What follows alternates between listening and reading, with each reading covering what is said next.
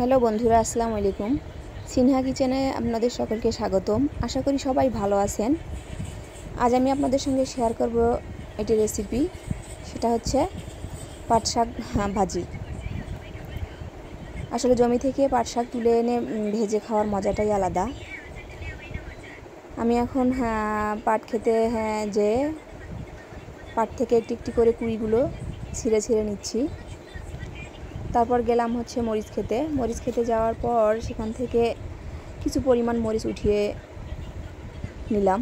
আসলে নিজেদের ক্ষেত থেকে শাকসবজি উঠিয়ে খাওয়ার মজাই আলাদা। আমি কিছু পরিমাণ শাক রান্না করার জন্য মরিচ তুলে নিলাম, কাঁচামরিচগুলো তুলে নিয়ে এসে আমি এখন শাকগুলো পরিষ্কার করে বেছে পরিষ্কার পানি দিয়ে ধুয়ে নিয়েছি। চুলায় কড়াই বসিয়ে দিয়ে তাতে পরিষ্কার করে রাখা শাকগুলো দিয়ে দিলাম। একে একে সবগুলো শাক কড়াইয়ের মধ্যে দিয়ে তাতে আমি পরিমাণ মতো লবণ দিয়ে দেব। তো বন্ধুরা, শাকের উপর পরিমাণ মতো লবণ ছিটিয়ে দিয়ে আমি এখন ঢাকনা দিয়ে ঢেকে দিব শাকটা সিদ্ধ হওয়ার জন্য।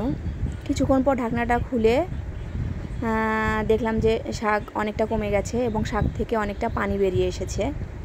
এখন আমি লাকড়ির সাহায্যে শাকগুলো ভালো করে লবণের সঙ্গে মিশিয়ে নিলাম, নিয়ে আরেকটু ঢাকা দিয়ে দিলাম যাতে আরেকটু সিদ্ধ হয়।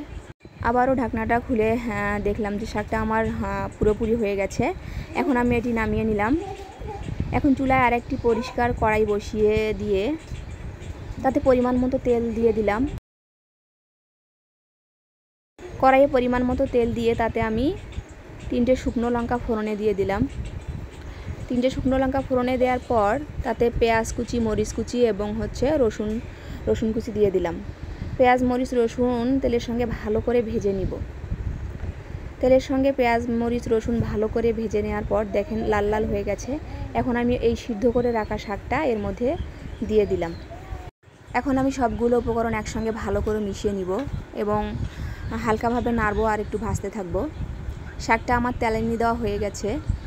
তো বন্ধুরা, নিজ হাতে পাট ক্ষেত থেকে শাক তুলে নিয়ে এসে ভেজে খাওয়ার মজাটাই আলাদা।